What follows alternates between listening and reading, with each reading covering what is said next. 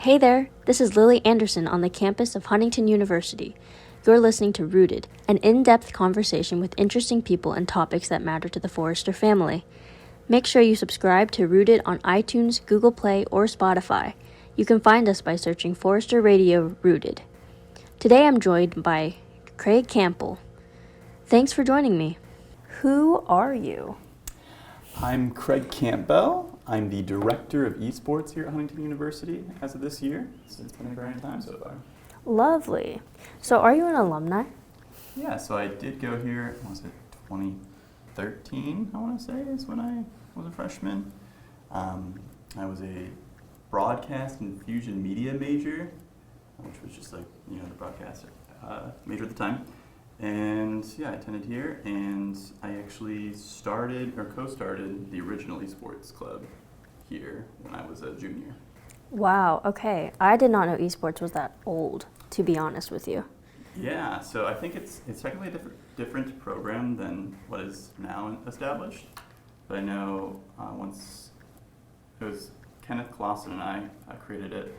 It went over really well. It was just a club. We had a lot of students. It was a lot of fun. And then I believe Garrett Wines took over when we left. And then obviously with like COVID happening and all that stuff, it kind of fell to the wayside. And that's when the new club sort of took over once we got back on the campus. Okay, so you've been a part of esports since you've been here. But was esports a thing that brought you back to the school then, after you graduated? Yeah, yes and no. Yes. So I actually, once I moved to Huntington, I'm originally from Michigan, Spring Arbor. Once I moved to Huntington to go here for undergrad, I met my wife, Amanda Morris Campbell, who's the Sojourner leader here now. Mm-hmm. And she actually went into the grad program here for therapy. And once she graduated, we never left. She kept working at HU. And so I was always around. I was doing some like freelance work, working with a buddy who graduated from here as well for like videography work.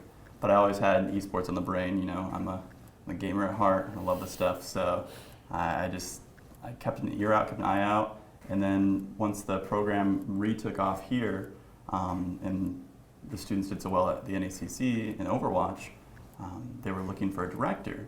And they actually reached out to Kenneth Clausen, who was, like I said, the co-founder of the original club when we were students. Mm. And Kenneth said, he reached out to me, we were still good buddies, and he said, hey, like, you are the guy who knows the most about esports, still in Huntington.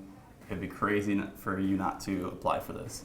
So I did. A couple months went by, and here I am now. So. Wow, it's amazing. So, I don't know if you've gone over this, but you said you were part of that startup of esports. So was it you and a couple friends that said, hey, let's do this, or were you? Yeah, no, sure. So it originally there was a group, my like sophomore year, actually, my freshman year. Anyways, a group of us just were crazily addicted to League of Legends. Like, that's any free time, that's what we're doing. Mm-hmm. Maybe even sometimes when we didn't have free time, that's what we were doing. We wanted to compete and like represent Huntington. And so we actually went to Fort Land, which was in Fort Wayne. There was a big tournament in person. It was like 200 plus people. We competed with a bunch of students, and we actually got first place. We won.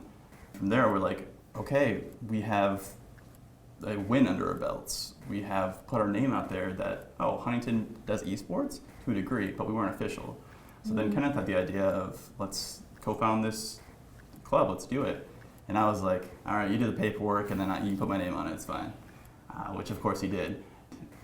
We got through to the school board, we did some presentations, and they accepted us. And we had, wow, at our peak, because we were doing Smash Bros. And League of Legends at the time, I think at our peak we had like 38 students in the club. Okay. Yeah, so it was big. Mm-hmm. It was a lot of fun. Interesting that you say it was so big at the time, because as a director now, I'm sure you know esports is not quite that big, at least that many students. Yeah, so I think a big part of it was at the time when we started the club, it was definitely the peak of League of Legends interest. So literally every floor had at least a student playing League. Wow. So we had a lot of people who would do like, before the club, we'd be doing Wright versus Miller, Baker versus whatever. So we were already kind of cultivating a group interest there. And once we started the club, they're like, oh, great, let's join. We didn't have, like right now we have a JV and varsity Overwatch team in the current iteration. We didn't have that. We only had a varsity League of Legends team. And then we had a few people that sort of competed in Smash, but not quite the level that we do it here. Like they weren't in the league or anything. They just went to locals under the HU banner. We did have more students, but we probably participated in less competition. Some of the things that we did a lot of like viewing parties. So if it was like playoffs or worlds for League of Legends, we would go to like Becker and we would rent out the movie theater in there and we'd watch worlds. We would get some pizza, or like sometimes, it's in Korea, so we'd wake up at like 6 in the morning and go into one of the classrooms and get not waffles. We'd get like donuts and we'd watch it in the morning. So those were a lot of fun. Those are some of the best things we did back then, which I'm hoping to establish going forward with our new club. Yeah, that sounds awesome. So you've mentioned it already, but just to be clear, what games do we play right now? Yeah, so we participate in Overwatch 2. We have a varsity and a JV, so we have 2 teams. And then we also participate in Super Smash Bros. Ultimate. We do crew battles, which is teams of 4v4, and we also do singles. We have, I think this semester, I want to say 4 right now, singles players for Smash. Our Smash team has grown significantly since the start of the year. We've doubled in size, which is great. We also, this semester, brought on a JV team for Overwatch as well. Even though when I came in, I was a little surprised at how small the interest in the club was. It even doesn't feel like that quite yet. We have almost doubled in size already with our students, which is a great sign. And I think more students on campus are finally realizing, oh, we have an eSports team, we have a program here, and it's not just 5 students are playing Overwatch and that's it. Yes, yeah. As the director, what are some games you would like us to be playing in the future, or do you see us just sticking with R2 now? That's a good question. One of the biggest things we have to go through before we propose a new game is we have to check in and make sure it aligns with HU's philosophies and beliefs. So obviously, things like Counter-Strike, for example, we're probably never going to play that here.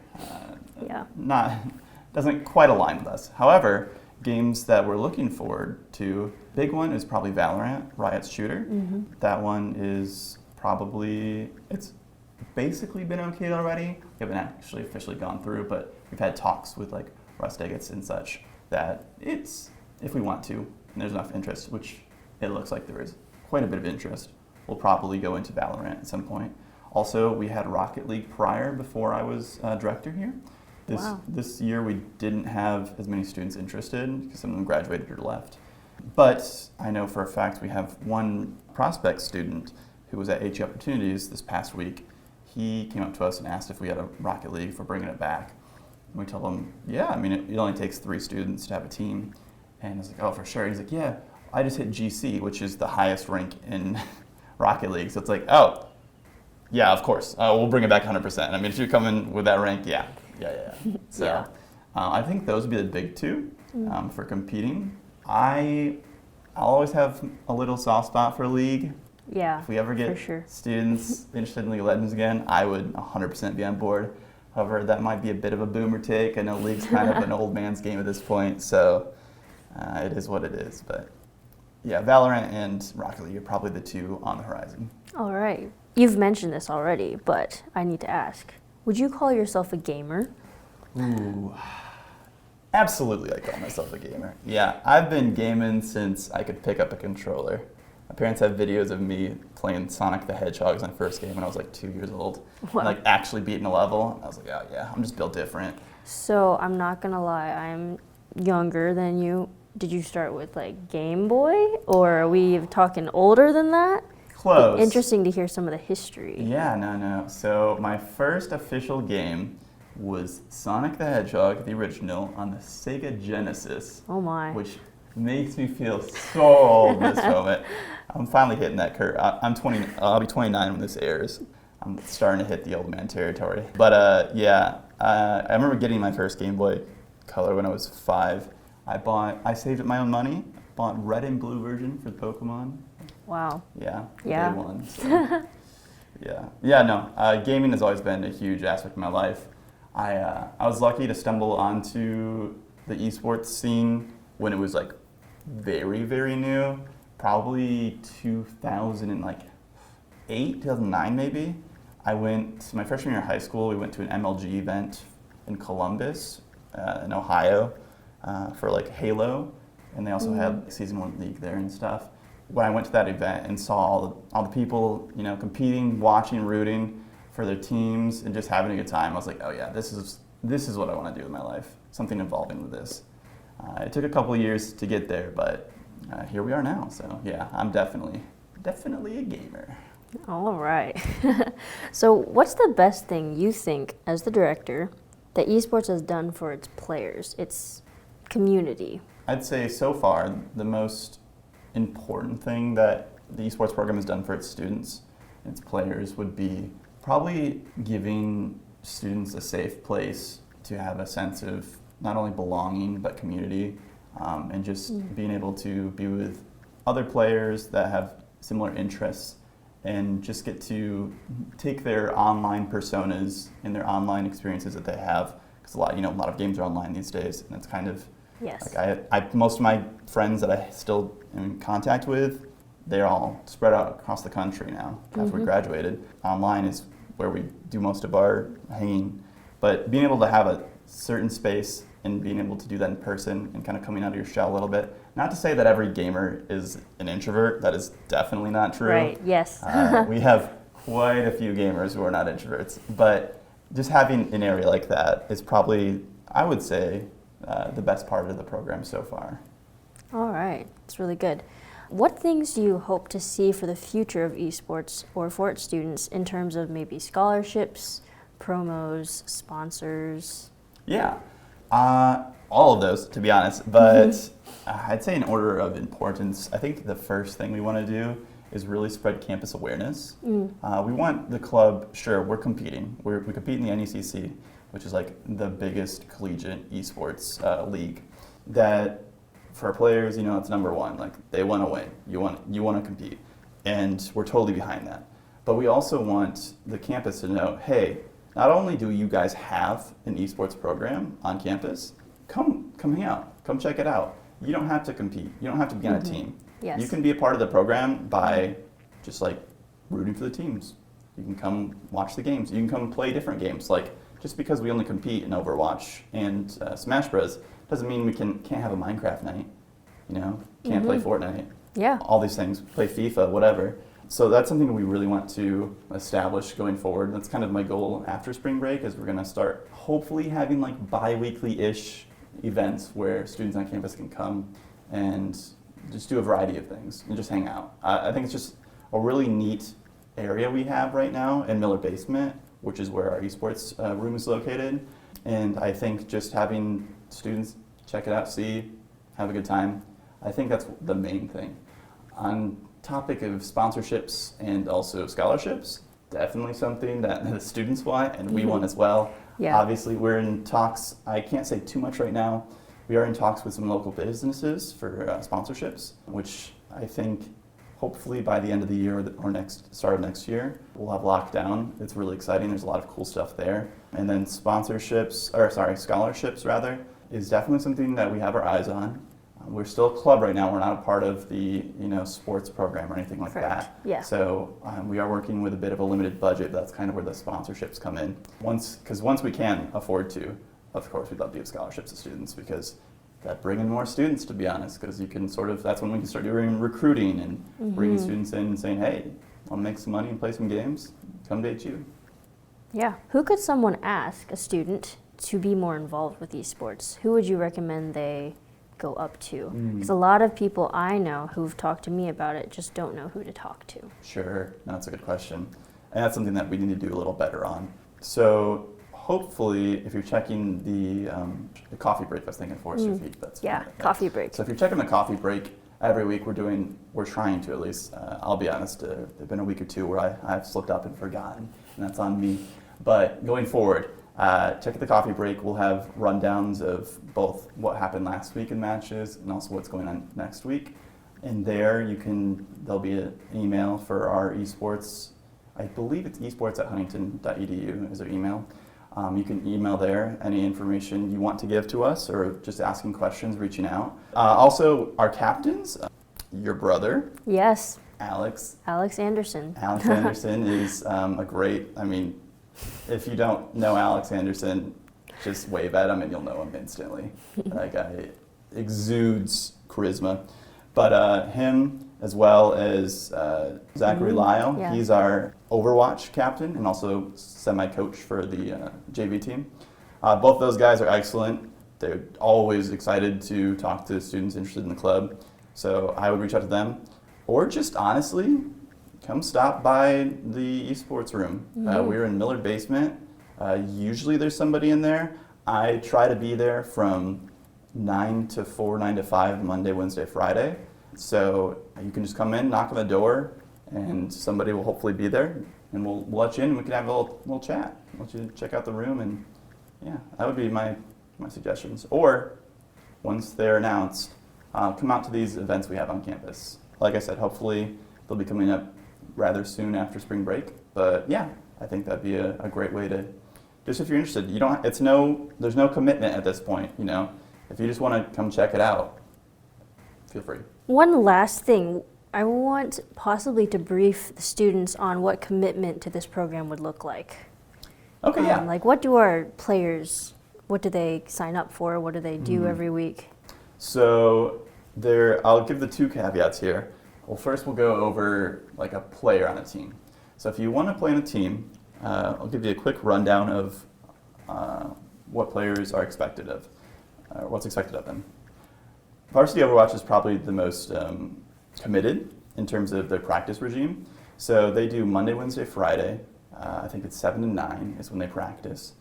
Usually Thursdays is when they compete, and those matches can be anywhere from starting at 7 o'clock to starting at 10 o'clock is the latest matches start. Sometimes, because of the reality of the NECC league we're in, there's a lot of rescheduling that may be having to be done. We try to keep that within the confines of Thursday nights. Overwatch is 3 practices and then a game every week. For JV, we only do 1 practice week right now and then 1 match. I think it's Tuesday and Thursday for that as well.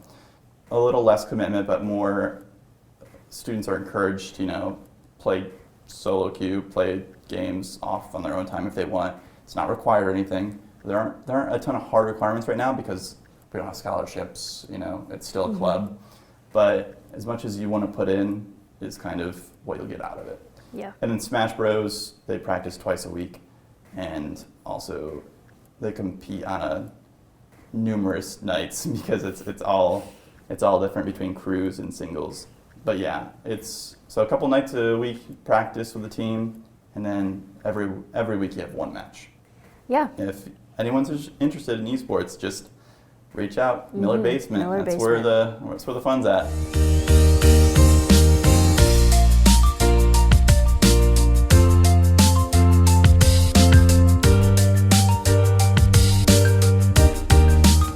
Thank you, Craig, for joining me on this episode of Rooted, and thank you for listening.